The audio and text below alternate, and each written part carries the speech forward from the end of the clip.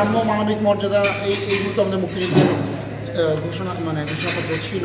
এইগুলোতে আমাদের কোনো আপত্তি নেই। যে রাষ্ট্রের যে অর্থ খরচ করে আমরা একসাথে বসলাম আগামীতে বাংলাদেশকে যেন আমরা সুন্দরভাবে বিনির্মাণ করতে পারি। রাষ্ট্রের মূলনীতি নিয়ে আমাদের বক্তব্য হচ্ছে দেখেন, হাসিনা আমলের জাতীয়তাবাদের সংজ্ঞাকে চেঞ্জ করে বাঙালি জাতীয়তাবাদ যেভাবে লেখা হয়েছে আমরা এটার বিরোধিতা করছি। আমরা বাংলাদেশি জাতীয়তাবাদ বলার চেষ্টা করছি। আর সাম্য মানবিক মর্যাদা এইগুলো তো আমাদের মুক্তিযুদ্ধের ঘোষণাপত্র ছিল। এইগুলোতে আমাদের কোনো আপত্তি নেই।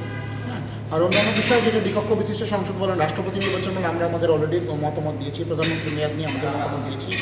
আমরা বলেছি যে কোনো গণতান্ত্রিক রাষ্ট্র এখানে সাকসেসফুল ডেমোক্রেসি আছে, এক্সিকিউটিভের পাওয়ারকে, এক্সিকিউটিভ টার্মকে লিমিট করা যায় না। আমরা পুরো লিমিট প্রধানমন্ত্রীর ক্ষমতা কোনো মেয়াদে সীমাবদ্ধ রাখার বিরোধিতা করছি। তবে ঐক্যমত্যের স্বার্থে আমরা এখন যেটা বলছি, পরপর 2 মেয়াদের বেশি কেউ যাতে না হয়। এখন এখানে বছরের কথা আমরা উল্লেখ করেছি, হয়তো বছর নিয়ে একটা আলোচনা হবে। আর অন্যান্য যে সমস্ত বিষয় আজকে যে সমস্ত বিষয়ে আমরা একমত হতে পারিনি, আজকে পুনরায় আলোচনা হবে। আমরা চেষ্টা করব জনগণের অর্থ খরচ করে যে ঐক্যমত কমিশন, আমরা রাজনৈতিক দলগুলো প্রতিদিন এখানে বসছি, জনগণের কাছে যাতে আমরা জবাবদিহি করতে পারি যে রাষ্ট্রের যে অর্থ খরচ করে আমরা একসাথে বসলাম আগামীতে বাংলাদেশকে যেন আমরা সুন্দরভাবে বিনির্মাণ করতে পারি, সেই লক্ষ্যে একটা ঐক্যমত ইনশাল্লাহ আমরা পৌঁছাতে পারবো।